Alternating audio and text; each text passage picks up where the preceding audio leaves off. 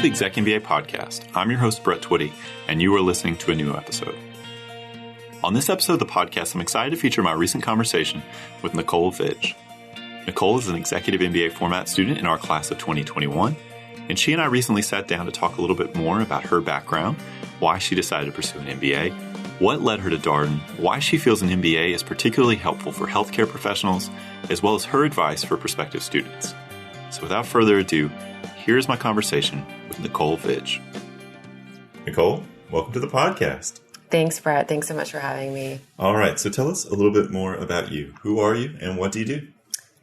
Great. I'm Nicole Vij. I am a first-year executive MBA student.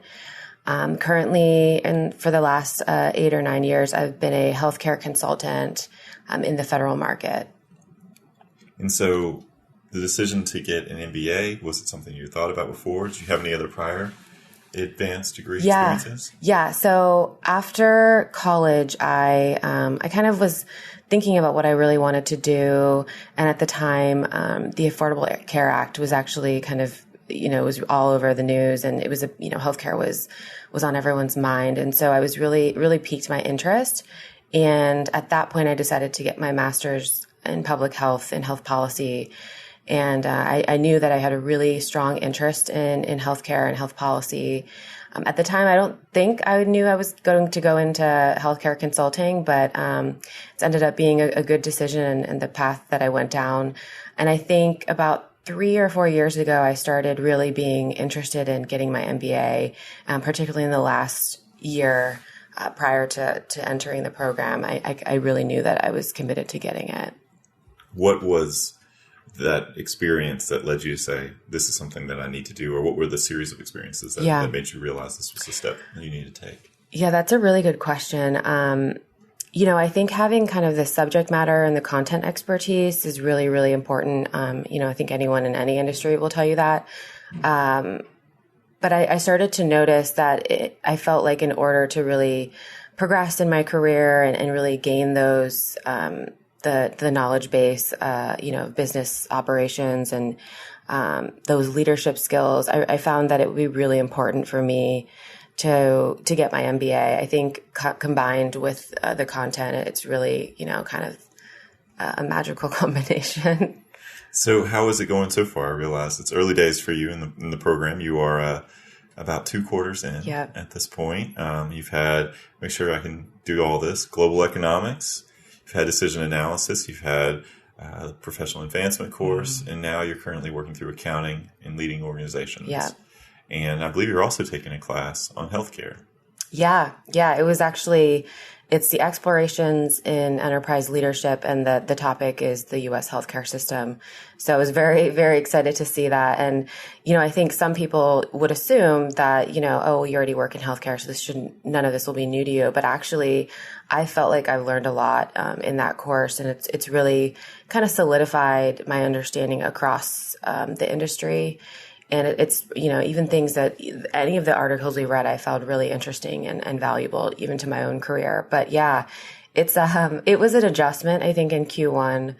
I really enjoyed the courses though. So I think despite them being, the content can be difficult at times, and balancing that with, a full-time job and life. I think learning to navigate through that was really important and has helped me to kind of figure out how to balance everything.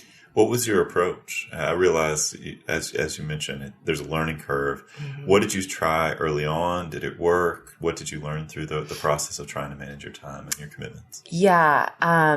So I think early on, the approach was kind of how I've always approached school, which was I need to do everything and kind of be really meticulous and spend a lot of time. But I think as you go through it, you kind of learn where you need to focus your attention. Those kind of topics that maybe you want to revisit again versus trying to revisit them all again. And being very, really making a concerted effort to focus on this week and this week only, and not try to, get too stressed out about what's coming up in the next couple of weeks. You try to plan, but really I think it's more important for me and where I'm at and who I am as a person to really focus on what I have to do this week, today, tomorrow, the next day, versus, let's stress out about finals a month from now. So was it difficult, that sort of letting go? I mean, you mentioned that you had been a really meticulous student, and I think this is something we've talked about with a lot of people here on the podcast, is that you can't do everything. So either you have to rely on other people or you have to prioritize relentlessly. Was that difficult? Yeah, I think it's funny because I think you and Catherine and other people and other students, former students and current in the class of 2020, they said those exact same words to me, which was, you just got to learn to let it go. I think Catherine even said to me once, it is what it is sometimes. And I kind of brushed it off like, yeah, okay, sure. But really, that's truly it. Like, you can't do it all, and you can't definitely not do it alone. I think that's a really good point, learning to rely on your classmates and get support from others, particularly in courses like accounting, where we have CPAs in class, so you really can and should rely on them. And I feel like everyone's more than willing to help each other. I've really noticed that in my short time in the program, and I think that's how you kind of navigate through it, is you do it together. So many of our listeners may be wondering sort of about their own backgrounds, coming back to school. Had you had exposure to accounting or finance at a prior educational experience? Yeah. So in undergrad, I was in the business school. So I had taken kind of, those introductory courses. So this was familiar. But I don't think from when I took accounting, the accounting in Darden is really financially focused, financial accounting and managerial accounting. So it's really at that enterprise leadership level. So it's still new in that way. And it takes a much deeper dive and does so much more quickly, than I think I was used to. But yeah, no, I had been exposed, and even in at work, you hear these terms thrown around, and now it kind of brings it home full circle. Yeah, I think my impression, I got to sit in on a couple of accounting classes in Brazil, was I'd taken an undergraduate accounting class. I'm sitting there, all the things that are being talked about, related but different than what I'd learned about previously. Yeah, it's actually, I find that what we learn, and I'm thinking mainly about accounting because I'm in it right now, but it really has a real world focus, meaning I can learn something in class and, like a tax shield, like what does that mean? And it really does make sense when I go back to work on Monday. And I think that's a little bit different than the undergrad experience, in the sense that it's, we're not learning debits and credits. You can ask Professor Simcoe. It's definitely a deeper dive, but in a way that we can actually use. Well, let's talk about your healthcare class a little bit more, because you're someone who's obviously been working in the area. You have a master's in healthcare policy. What are you able to bring to those discussions? But also, what are you learning from your classmates?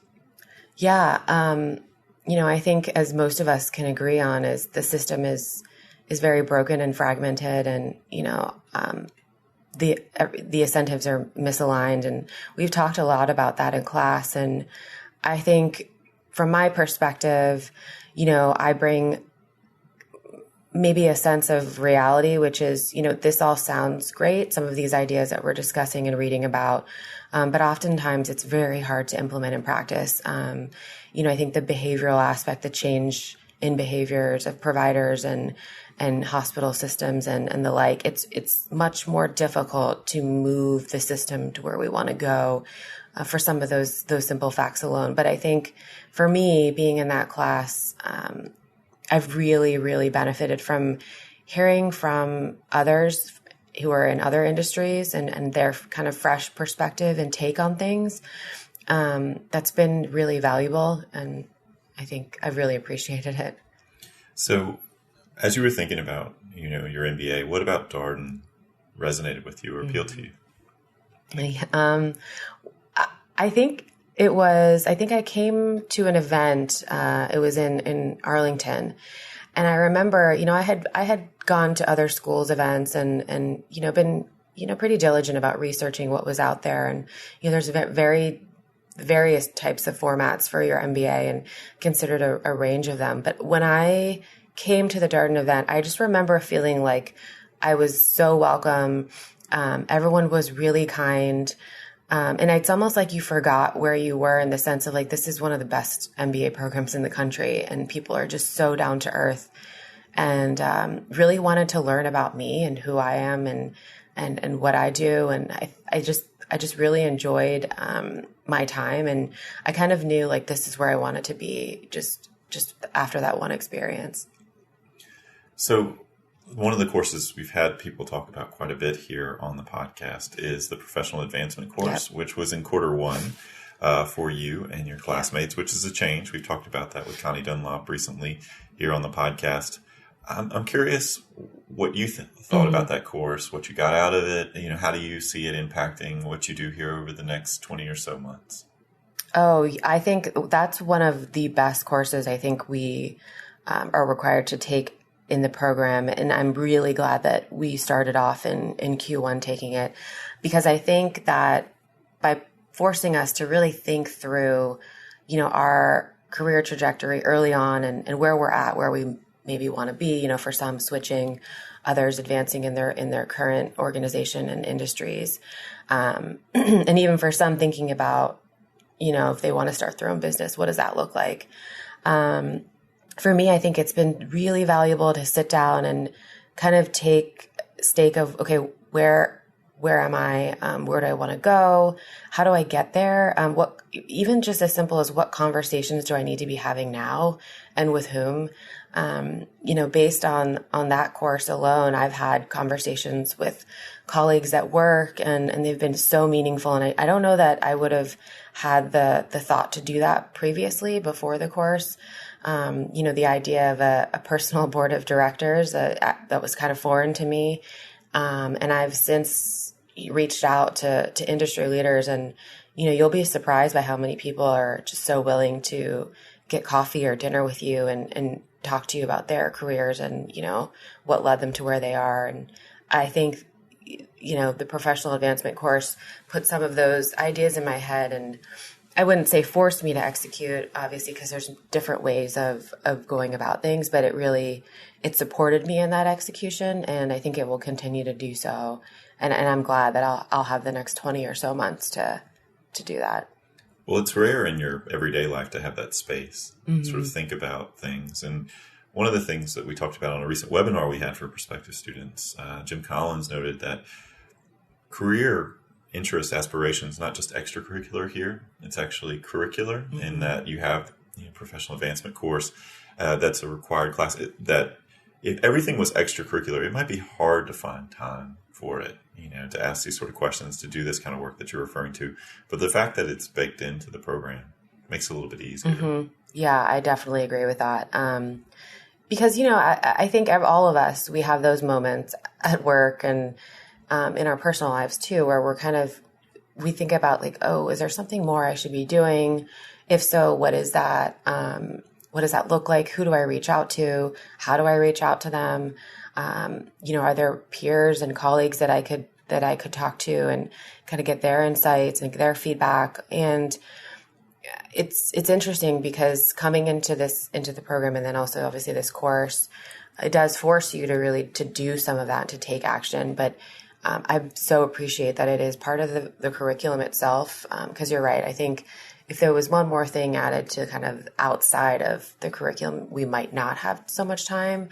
But I find that the course has really reiterated Darden's commitment to creating, the future leaders of this country. Because honestly, I don't know that every program has that kind of commitment to having their students work through some of those topics. So one of the things that we ask people on the podcast pretty regularly, because I think it's on a lot of our prospective students' minds, is how did you know this was the right time for you to do this? One of the bigger questions that we get from prospective students is, I'm really busy right now. How am I going to make all this work? How do I know it's a good time for me to do this? So how did you think through that? Honestly, you're always going to be really busy. Knowing the type of person that wants to get their MBA and wants to come to Darden, I can guarantee that they will never not be busy. So I knew that if I was going to do it, now would be the time, just given that it felt like I had gained enough knowledge, of my industry, of consulting, of the healthcare system, of myself really, and what I liked and disliked and maybe where I saw myself going. So I knew that it was the right time because it made sense just given all those facts, and, where I want to go and how, if I want to get there and how do I get there? So I think there's really any time is a good time once you've kind of been in your career and your role for a while and you understand yourself a little bit more. One of the things that you noted when we first started the conversation is that this was about sort of leadership development for you. What does that look like in class, outside of class? I think some of our listeners may be wondering about how you kind of do that development here, and what that looks like within the curriculum, outside of the curriculum. How have the experiences you've had in the program thus far, recognizing that it's early, help you grow in that way? Yeah, that's a really good question. I think particularly because I work in healthcare, we talk a lot about healthcare transformation and, a system based on value over volume and this kind of shift in the industry, and recognizing that we need a better way of doing things and really need to put patients and providers first, honestly. And I think for me, these leadership courses have really brought to light, how do you make big systemic change? How do you do that for your clients, internal to your organization, and then also for the broader stakeholders? What does that mean? How do you navigate through some of these really tough questions? So I think what I've learned in class, I really take to the office, and when I'm sitting in meetings and those tough questions come up, or, when we're trying to kind of figure out how can we better meet our clients' needs? I think the way that I think about things has shifted a bit, taking that broader perspective, really evaluating what these choices and decisions are going to mean to different people. I also think that, personally, as I grow my leadership skills, we just talked about a case on Colin Kaepernick in class.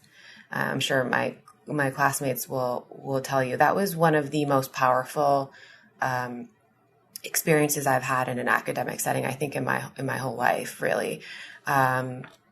Hearing from people their perspective and what that case and the events behind that case, what that meant to them, to their families, and really what it meant as a whole, as a societal issue, was extremely powerful. So I think really taking some of those moments in class back to our personal lives and our professional lives, again, has widened my perspective and just the way that I approach other people at work. Yeah, I will say I got to see some of the leading organizations classes, LO classes in Brazil, and recognize that Mirella Hernandez, who's teaching those classes this quarter, was teaching really with a diversity and inclusion lens, which I thought was great. Obviously something that people are really interested in. And the case method makes space for these kinds of discussions. And you get people's perspectives and you get to hear about people's experiences.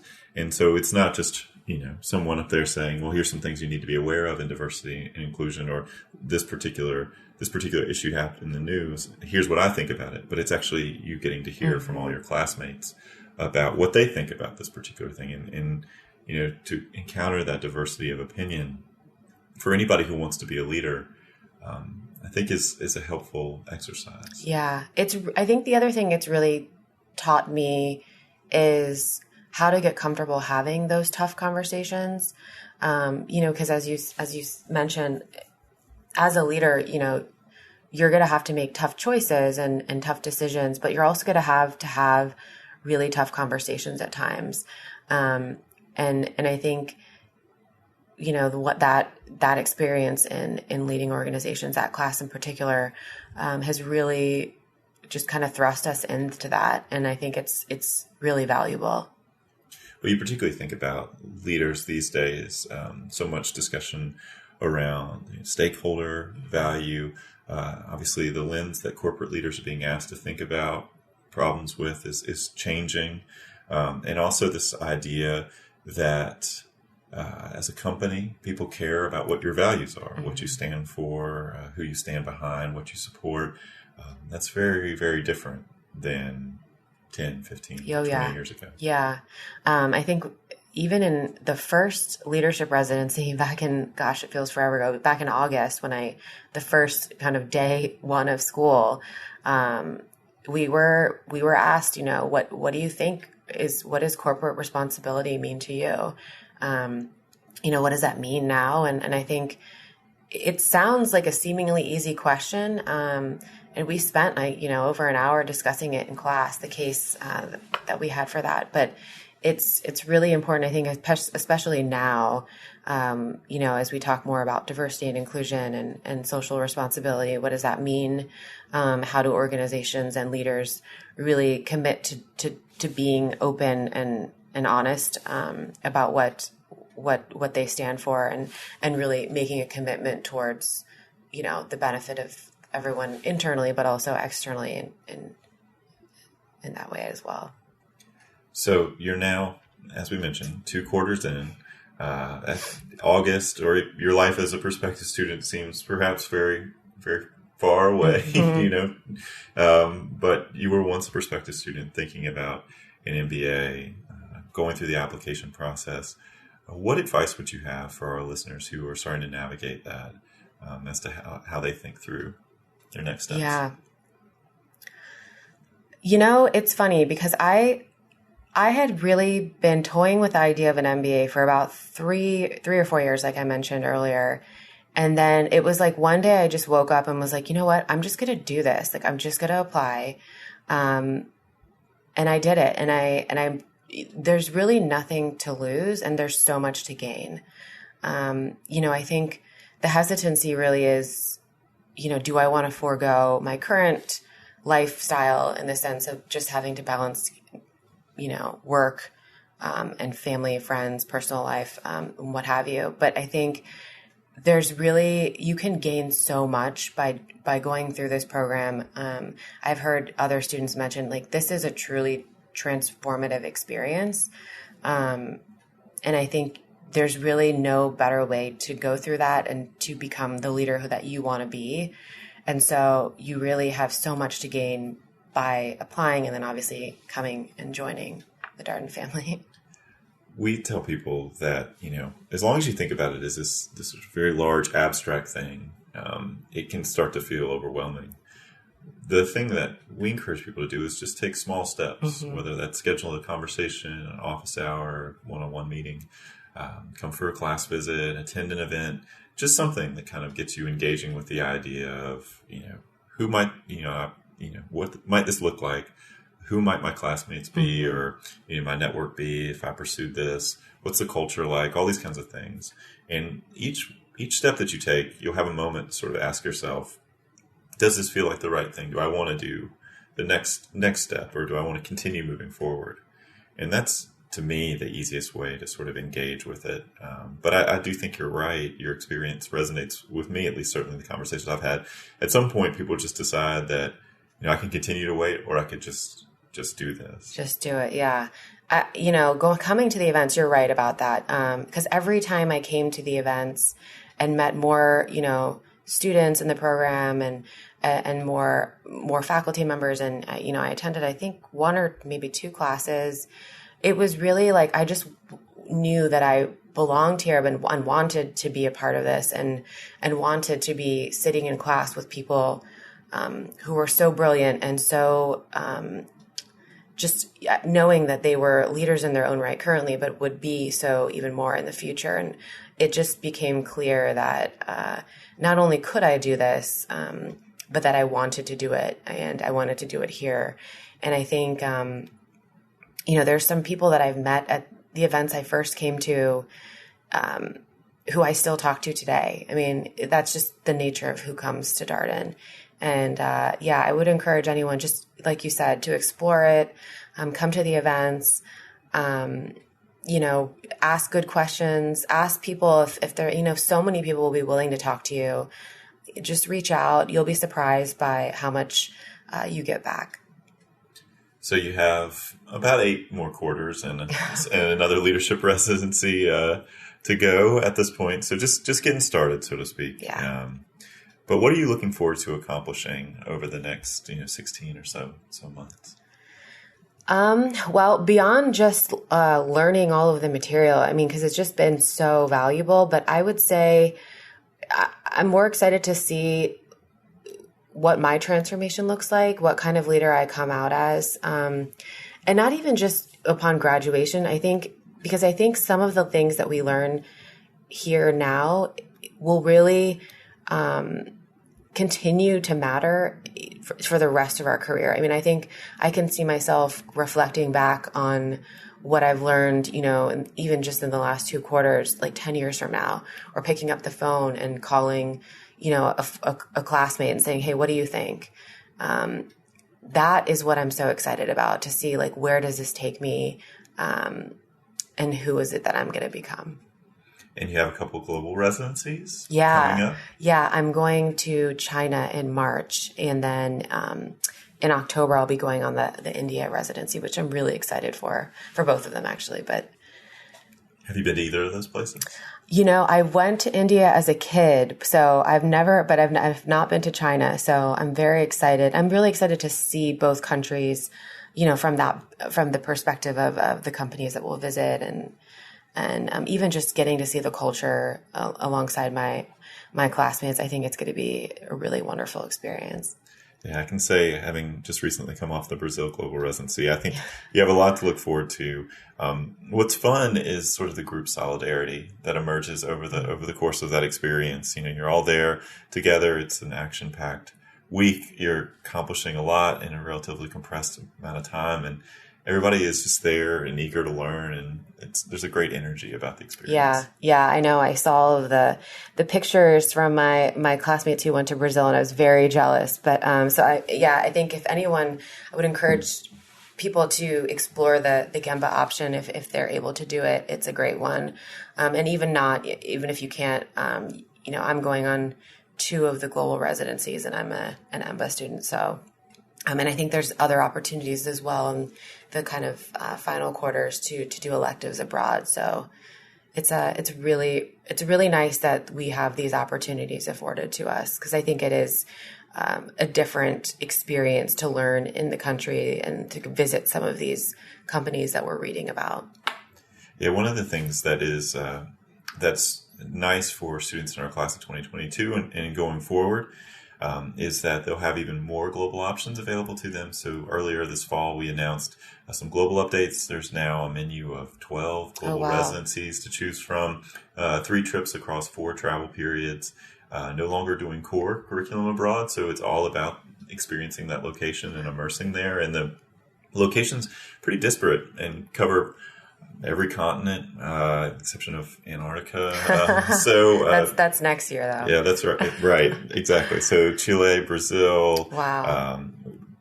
Europe is represented with Germany, as well as Estonia, Israel, Ghana, India, Australia, Vietnam, Japan, China. Wow. So some pretty great places. So if you're interested in having more than one global experience, or obviously going and seeing some of the world's most dynamic economies and emerging markets, lots of opportunity to do that going forward. So one of the bigger storylines from this fall, for sure. Yeah, that's incredible. Well, Nicole, thank you so much for coming in on a Monday, after a holiday weekend. It's been great talking with you, and obviously good luck in the months ahead. Thank you so much, Brett. And that was my conversation with Nicole Vij, an Executive MBA format student in our class of 2021. As always, if you have any comments, suggestions, requests, anything you'd like for us to cover here on the podcast, We're all ears. We can be reached at exec, that's EXECMBA @darden.virginia.edu. And until next time, thanks for listening.